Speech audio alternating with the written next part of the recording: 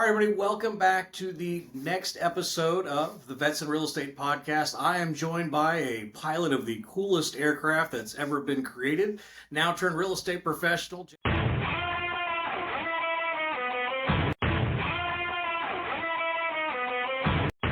Jason, thank you so much for joining us this week. I think you will. And you saw that just put a smile on my face, anytime that gets recognized. So who wouldn't want to be an Apache pilot? I'm Right. pretty sure that's what everybody wants to be, as an Apache pilot when they grow up. That's what Apache pilots think, the only thing cooler would be the A-10. I think that's about the only Right. place you can Yeah. go from there, right? Yeah. So Cool. tell us about your time in the service, other than just being an Apache pilot. Yeah, I had an awesome experience in the military. I was ROTC, so I went to school in North Dakota. They had a flight program through the college, so I flew during college, but it put me right into aviation. So I went, commissioned in 2012, went to flight school, and I basically moved almost every year. So I did a year at flight school, did a year at Korea, left there for Fort Bragg. They were deploying right away. So I got to Fort Bragg, and then about a week later, I was on another flight out to Afghanistan, which was pretty funny because my household goods, none of that stuff had arrived yet. So I basically left, and then, they were like, hey, your stuff is here. And I was like, I don't know, you got to put it in storage, or I don't know what you do with it, because I'm in Afghanistan. So had a great deployment, brought everybody back from the aviation unit, and got to fly a bunch. Spent another year, maybe a year and a half or something like that at Fort Bragg. Then went to the career course back at Fort Rucker, or Novacell. I know all the previous names, which I think, It's hard. Still refer to them as, but, and then I came out here to Fort Carson. So did my command time. And then we did a rotation in Europe. So we did Germany, Poland, and Greece, which was really cool. So I got to fly around. Well, we flew the helicopters. We flew all the Apaches from Germany to Greece. So this long cross country through Eastern Europe, which was pretty cool. And I had a great experience. After company command time, I was kind of, you're in that position where it's like, okay, do I stay in for full career? Do I get out? I always kind of, I was very entrepreneurial. I was always like, oh, I want to do something for myself, or start a business, or something. And so I took the leap. I got out after company command and stayed here in Colorado. And I did a job doing sales with like an IT company because it was just here locally. And I kind of got bored with that after about the first week, I guess. And I was like, okay, this is not, anything like what I was doing, and what do I actually want to do? So then I ended up getting my real estate license in 2020. And then this whole veteran PCS idea came and really ran with that. And that's a whole, probably the whole episode, of kind of what that is and how it came to be. And I've had a great experience in real estate as well, and I love it. So was there something that drew you, even when you were in service, real estate kind of there, or was it just kind of, I don't like this tech sales job, let me try something else? Yeah, it's kind of funny. I knew about real estate. I read Rich Dad Poor Dad, I think, when I was in high school. I had, I didn't know a lot, but I had heard of real estate investing at a pretty young age, but I never knew, I never really talked to anybody that was doing it, I guess. So I didn't use my VA loan. I didn't buy a house until I got out. Which now looking back, I'm like, man, why didn't I not start earlier with my VA loan? Because I would have had a lot more equity built up, different properties and stuff like that. So, that's kind of takeaway number one, I guess, is there's never a good time to get into real estate. It's never easy. You just sort of do it and you figure it out in whatever time frame that you're at. And then you learn as you go and you get better and better over time. But time works on your side. It's no um, instant gain, type of uh, endeavor, I guess. But if you start early or you just kind of get into it and then 5 years goes by, I've been in real estate for just about 5 years. And it's now looking back, it's like, man, yeah, I've come a long way in 5 years. Um, Very much baby steps the whole way. But now I can look back and see like, oh my gosh, yeah, I've walked, 500 miles in 5 years when it seemed like just a couple steps each day. So, Right. And that's a similar story we hear a lot of folks that time just kind of goes very quickly, especially when you're kind of hustling and working on your business and growing. You start seeing that growth, and uh, I think we see that, but we also hear from others that they just don't see the growth, and sometimes they struggle. Did you find kind of your time in the service that kind of prepared you for a career in real estate, or was it just polar opposite, kind of skill sets? uh, a lot of stuff does transfer. Um, in the army, uh, is what I can speak to anyway, or we can both, where it's you're, uh, you have limited resources to do tasks that seem, virtually impossible with what you're given. And it's kind of, I think of being in Europe, where it's like, okay, we're in Germany, and it's like, all right, you're going to go to Poland for 8 weeks. Just figure it out, basically. Um, and then it's, so you're given the mission, and then it's your job as a leader to figure out, okay, how do we do that? How do we mitigate risk? And how do we plan all the logistics? And how do we make sure people are being taken care of in the process? Um, so those fundamentals definitely transfer. And it's more mindset, problem solving, relationship management, taking care of people, mission first, people always. Uh, some of those just kind of core fundamentals where it's like, okay, this is our overall mission. You're getting somebody into a house, or you have to sell their house and they want to buy, and you have to line up the timeline and all this stuff. Their mission is, okay, we want to be in this new house by X date.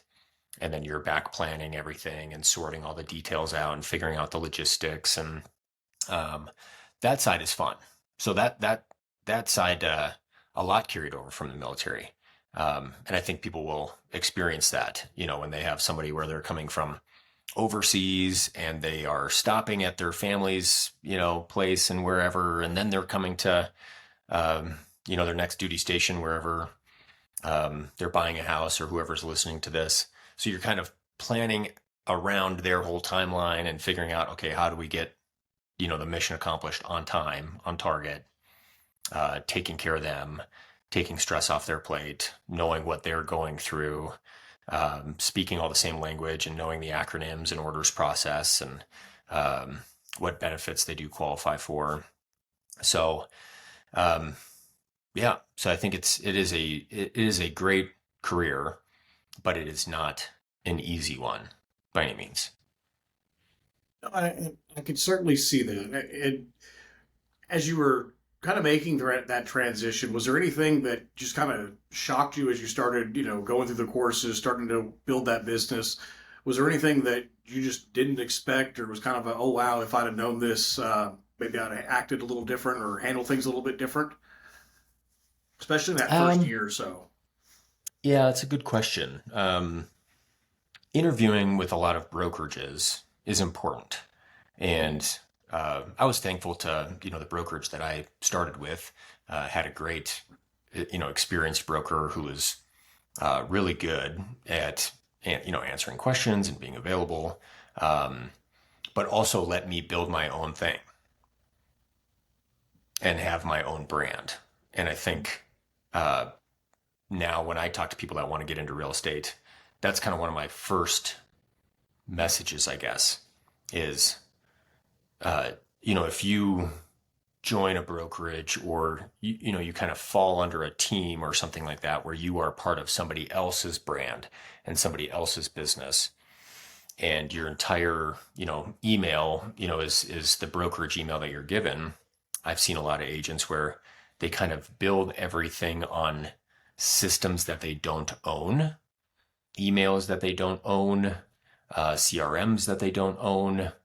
Um, and if they ever want to, change brokerages, they want to start their own brokerage, they want to do their own thing. Um, I mean, people's emails and their systems have been turned off overnight, where they lose all of their contacts, they lose all of their past emails, all of that stuff. So I think self-branding is important, or an important thing to consider when you're getting into real estate. Um, so that what you are building, you can take with you, even if you do, you move brokerages or something, you still have consistency in your email, um, your website, all of that stuff. It takes a little bit more effort, obviously, than just using, the systems that somebody will give to you. But the extra effort that it takes up front, I think, pays dividends in the long run of I like self-branding. you I've saying heard the that. term golden handcuffs is kind of the Yeah, term that I've heard. I like exactly what you're saying with that because I think we see that too often where I got to go find new systems. I've got to go do that. Or when you do leave, then they start mining your database. Where Right. I had a conversation with an agent a few years back where, oh, well, he's no longer in real estate. It's like, no, he just changed brokerages. He's still in real estate. And that mindset kind of changed things pretty quickly. So I Right. like what you're saying. Was it difficult for you to find those tools and figure out what tools you needed? I mean, was it kind of a one stop? You just picked it and ran with it, or what was it like finding those new tools that may have been outside of the brokerage? Yeah, it's a constant refinement. So there's no, it's a, man, what's the saying? It's like a decision now is better than the best decision later. Mm-hmm. A good decision now when it comes to leadership or when you're under fire or whatever like that. You just have to make a decision. You just have to do something, and you can refine later. But if you go through the analysis paralysis and try to find the best systems and stuff like that, it's good to do your research. But ultimately, I mean, I've probably I used a spreadsheet for a CRM, and then I used a different CRM, and I took a bunch of time to set that up, and then I never actually used it. So then I went back to a spreadsheet, and now I've got a new one. Website website stuff. I've continuously learned and learned and learned and refined and changed, and um, so it is worth doing research and homework and everything. Um, but at the end of the day, you really just have to, you got to just select something, and some systems that you think are going to work, and then continuously be open to maybe there's something better. Maybe I can do this more efficiently. Maybe there's something that's a cheaper option that can do more features, better website option, or um, yeah, everything like that. So it's a constant refinement. There's no perfect answer, and even still, where we're at now is not going to be the systems that we're going to be using in 2 years from now. Sure. It's got to be difficult now because now you're implementing change management where I'm assuming you've got team, you've got agents working for you, you've got all those kind of things. How do you manage keeping them from getting, I guess, change fatigue in that setup where, hey, you know what, this one's going to work better, this is going to do more for us? How do you manage that, not just for yourself, but for the team? Yeah, that's a great question. And it's obviously a lot easier when you're on your own. So most real estate agents, are going to be managing their own book of business. So when they change something, they're really just changing it on themselves. Um, Veteran PCS is a little bit of a different beast, because we've got 380 agents all across the country, but they're part of their own brokerages. So they have their own systems, they have their own way of doing things, and we try to uh, really the model there is like, okay, we help you know military movers, buyers and sellers and stuff like that just connect with a veteran or military spouse agent, and then that agent can they run their business how they want to run their business, and we're not trying to fit everybody into the same box of like, okay, you have to use this software and you have to use this system, and there's um, now, as we look at different softwares or CRMs, that's a huge consideration of, okay, if we changed everything, or in order to go to this new system that would save us some money, we'd have to go through the headache of trying to get all of these agents to also use the same software. And the pain and probably the failure that would be, honestly, um, is not worth the cost savings in the software change. So it's like, okay, what we're doing right now is working just fine. We don't have to, you know, move to an entirely new CRM or, try to get all of the agents to use our system. It's again, it's kind of like the military where it's um, a new system comes out and then everybody has to do training on it and everybody has to figure it out. And oftentimes people don't use it anyway. Um, so yeah, it's tricky, but I would say most people, if they're implementing a change, it's probably to themselves and their book of business or perhaps their team. And if they're changing it for themselves, great. Just evaluate the amount of time that you're going to spend implementing the change. Is it really worth the squeeze?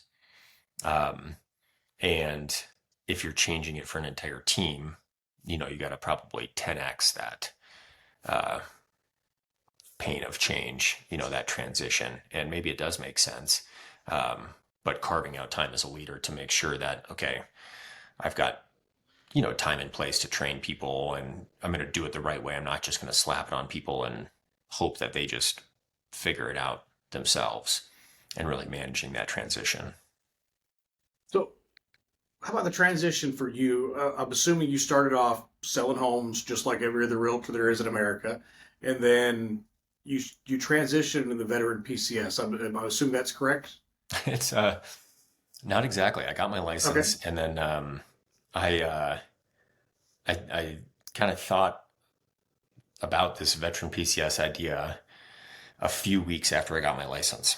And I didn't have the idea before, I just sort of got my license and then I was like, well, because I didn't have any business, right? I didn't join a team. I was just completely on my own. I was part of a brokerage, but I didn't have, I didn't have Zillow leads. I didn't have realtor.com leads or whatever. I didn't have team leads.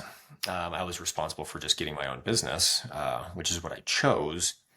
But it got me thinking of like, man, everybody that I'm talking to that's out here, they've already found their realtor.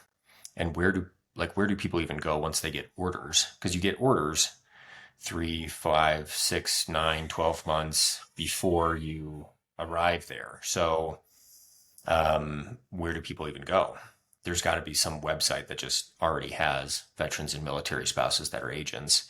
Um, and there wasn't, or there was, I mean, there was some stuff, but there was nothing that I uh, liked, I guess, or like would have used. And I was like, man, why isn't there just a simple website where you can see, the person's face, and read about them instead of clicking through all the steps on a website. And then it's like, okay, well, give us your information and then we'll get back to you. I was like, man, why not just make a simple website where you just click on whatever state you're moving to and then you can just see agents wherever they're at. And then you can just choose whichever one you want. We'll make it free for the agents to be on there so that, if they close a deal that comes through Veteran PCS, we'll just work on a referral system. So if they make money from the website, then they owe some money back to the website, but they don't owe anything until they've benefited. Um, and even with that, even with a standard referral, uh, we can give we give about a third to a half of that back. Um, so about a third to a half of our top line revenue goes back to the buyer or seller uh, at closing. Um, so to me, it was a win-win. It was a simple system. I was like, yeah, we don't have to make a ton of money on a single transaction. If we have a small percentage and we give some of that back to the client, so they get some money for using the website, the agents get business, we take a little cut, we do a donation to charity. It seems like kind of a win-win all the way around. Um, but again, this idea was just weeks after I got my license as I kind of started looking into it and thinking about it and talking to people about it. And then I just made the decision of, okay, yeah, let's just start this thing and see what happens. And I launched Veteran PCS before I had my first closing in real Oh estate. wow. Yeah, so um, yeah, which was kind of funny, but ended up really working out in the long run. So, as you're looking at, obviously you're in real estate, but you're in bit of a different model of real estate than I think what most agents will go into. I mean, there wasn't a model, there wasn't somebody else to look out to. You couldn't read, a book by Gary Keller, or you couldn't read something like that was going to tell you how to build this. I mean, how did you find that path? Was it just trial and error? Were you talking to people that kind of had similar ideas, or what did that process look like? Yeah, it was a lot of just talking to people. Again, the broker that I started with, he encouraged me to do it. He was like, "Yeah," he was like, "You should do it." He was like, "I've like thought somebody should do something like this for years now." He wasn't military, but he was like, "Yeah," he was like, "Go for it." And he had obviously decades of experience in real estate, so he, uh, kind of helped answer some of those initial questions, like how referrals work. They have to go brokerage to brokerage, and this is what the standard referral percentage is, 25% or 30% or whatever. So, um, but then I honestly just, a lot of people told me to, do an NDA. And, if I was going to talk to people about the business idea, make sure to have them sign an NDA beforehand so that nobody could steal the idea. And I was like, well, I can't, like, how am I going to make people sign an NDA?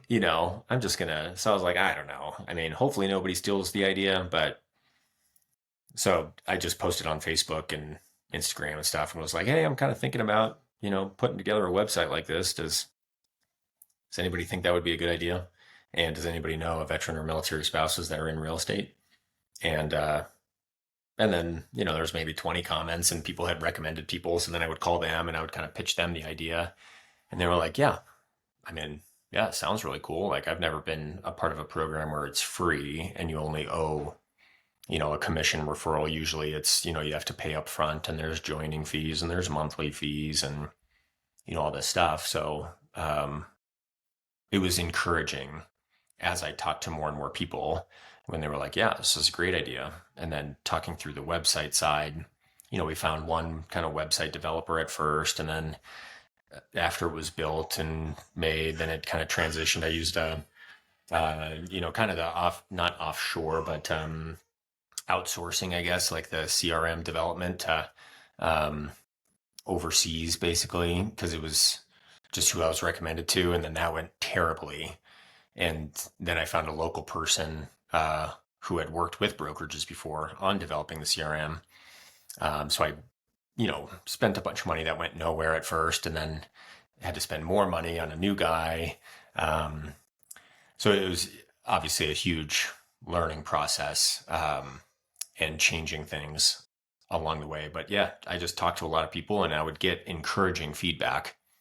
And that's what kind of kept me just really driving forward of like, okay, yeah, I mean, it seems like people think this is a good idea. And then people started finally using it to, buy or sell a house. And then they had good feedback and that was encouraging. And it really just kind of grew.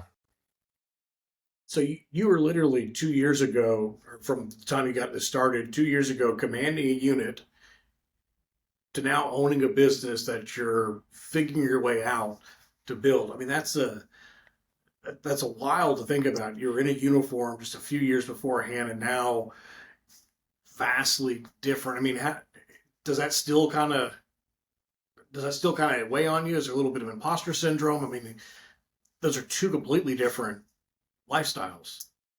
Yeah. Yeah. It's still kind of um, crazy to think about, I guess. You know, yeah, looking back now, it's almost, I've been in the entrepreneur lifestyle for, I guess, 5 years. Um, Looking back to, what it would be like to have structure, set hours, you know, set time off, all of that stuff is very foreign. Um, yeah, and even in business, I mean, it's very much easy to just be like, man, is this actually going to work out? Maybe this is going to be a huge waste of time, or it's never going to work. So those thoughts definitely come up of, or if your business will even succeed. Um, so I get those, questions, or I'll be up late at night. My wife knows that, and I'll try to go to bed and then I'll end up having to come downstairs and, do some work because my mind is just going, crazy thinking about stuff, or Um, Seeing like, is this actually, if I would have done something different, maybe if I just would have stayed in the military, life would have been way different or better. And it's the grass is always greener type of syndrome, and the imposter syndrome of, I don't know if I'm actually capable of doing this or building a business. But honestly, I just kind of kept doing little things each day, and uh, the confidence is built with that.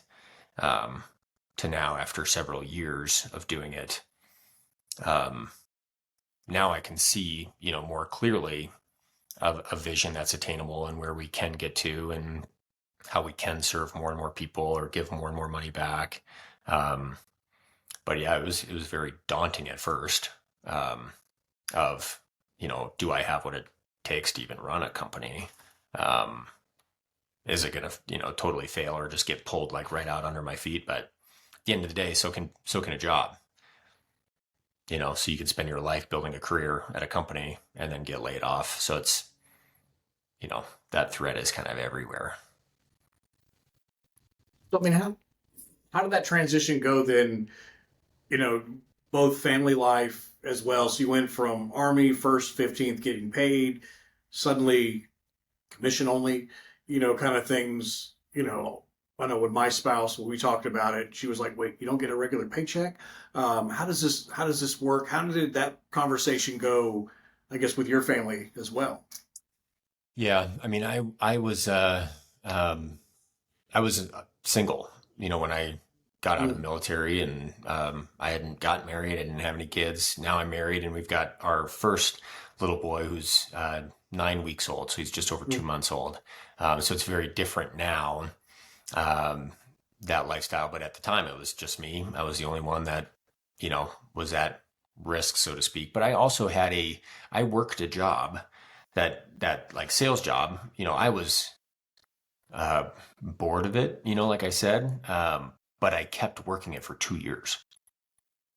So I worked full time. It was kind of hybrid remote. So at the time, it was right when COVID, happened, and thankfully that job allowed me to just be uh, mostly remote. It was kind of hybrid. Like I think we went in maybe once a week or something. Um, but I kept working and did real estate on the side, evenings and weekends and on my free time. Um, for yeah, for it was, I guess it was about a year and a half of overlap, because I was probably at that job for 6 months, almost a year, I guess, before I got into real estate. Um, but yeah, I did full time work plus real estate plus built veteran PCS. Um, yeah, for a year until I had enough momentum in real estate where I was like, okay, I think I can walk away from this full time job and just take the leap, which was a scary leap, but I felt more comfortable with it at that point than I would have been probably just coming right out of the military. So that's kind of what I tell people now too. Like, you don't have to just go straight into real estate. And if you can, yeah, do something to earn, uh, some sort of income to, provide, uh, at least living expenses and stuff like that, as you're also doing real estate. But just know that it's probably going to take a year or two, in real estate to really get a good pipeline and some consistency going. But you just have to be willing to do the work for that long, um, in order to have the benefits that you want, setting your own schedule and, working for yourself, and uh, all those perks. It doesn't come overnight typically. So that is an option. And it's what I did. Yeah. I think I like that you pointed that out because too often we hear, "Oh, I'm my own boss. I can do whatever I want." Uh, but I think a lot of times, especially in sales, and especially when you're 1099 and you're eating what you kill, um, you don't have just one boss. You've got 18 bosses at that point because every client is a boss. Every client wants Yep. something different. They want a different report. They want a different way of looking at it. So now you're almost reinventing the wheel, 18 different times. And oh, by the way, once you finish that one, you add another boss in there. I think more often than not, we see the opposite problem is that you get building all that business and you almost can't step away. You almost can't have that time away Yeah. or take the longer vacations because if you're not working, you don't have any money coming in. Right. Yeah. So oftentimes you want to start a business so that you can have more control and everything like that, but you end up just building a more intense job. Um, so taking some time to kind of think through, how do I delegate? How do I hire people to do some of these other tasks? And you don't have to hire somebody full time. I mean, the entire veteran PCS staff is all also 1099, part time, work remote. We've got a handful of military spouses that work for veteran PCS. And I kind of tell them, like, hey, I probably need about, 10 to 15 hours a week, but you can work in the morning, you can work if your kids are sleeping, you can work in the evening, like I don't, if you want to take a day off, go ahead. Um, so hiring, people are delegating things out. Um, you don't have to, hire a full-time employee. There's a lot of incredibly talented, uh, people that have, as long as you're willing to kind of work with that time schedule and give them the freedom to get the work done, on their hours. And maybe it's not exactly how you are going to do it, but if you can lead that rather than manage that, and be open to those ideas, or see how somebody will excel in how they would do it, rather than just trying to say, okay, yep, I just need this task done this way at this time. Oftentimes you can kind of bring in that leadership that will then take even more and more off your plate, um, which has been, uh, we've been able to see that at Veteran PCS, which has been great. So, and I think that's part of this people struggle with so often. And I know even in my personal business, it's part of the struggle is that one, handing it away because it's your baby, you built Yeah. it, it's your name, it's your image that's tied to it, and then trusting somebody else is huge. Where I think in the military, you just kind of have to trust other people because you Right. have to. That's just the way it functions. Yeah. But I see that often, and even with where I'm honestly talking to some folks just earlier this morning, was that I'm terrible at taking vacation time.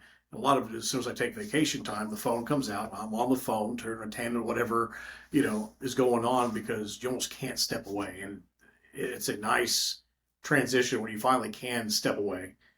You don't have to deal with it all the time. Maybe you're checking in every once in a while, but have you found that you've made it to that point now, especially with a new baby? I'm sure your needs or time has been stretched maybe a little further than what you've typically been used to. Yes. Yeah. That's, it's, our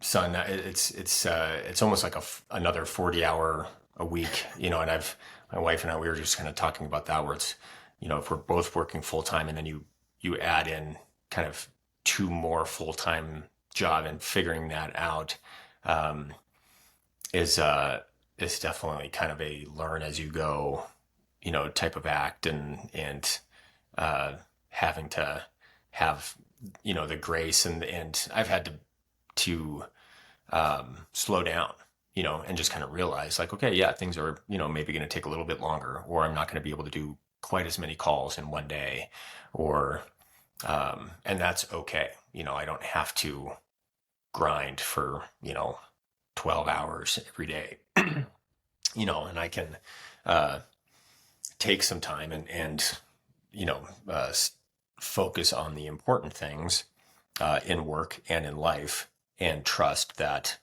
the results are still going to come about. And yeah, definitely don't put yourself in a situation where you're sacrificing maybe the reason why you started a business for the business. If you started a business so that you have more family time, but then all you find out that you're doing is building your business, and you're having less family time, oftentimes the thing that we're running from is the exact thing that we're running to. Um, is kind of a weird little paradox. Um, so being able to, yeah, kind of slow things down, or, take the time and enjoy it, because they're all seasons, and we've kind of discussed that of like, okay, yeah, I don't have to be so, concerned or overly stressed or something like that, I can kind of dial down the work a little bit and, um, yeah, and figure it out at this pace rather than, uh, the pace that I was going at, let's say when I was working full time plus building veteran PCS plus doing real estate and didn't have anybody else to really consider.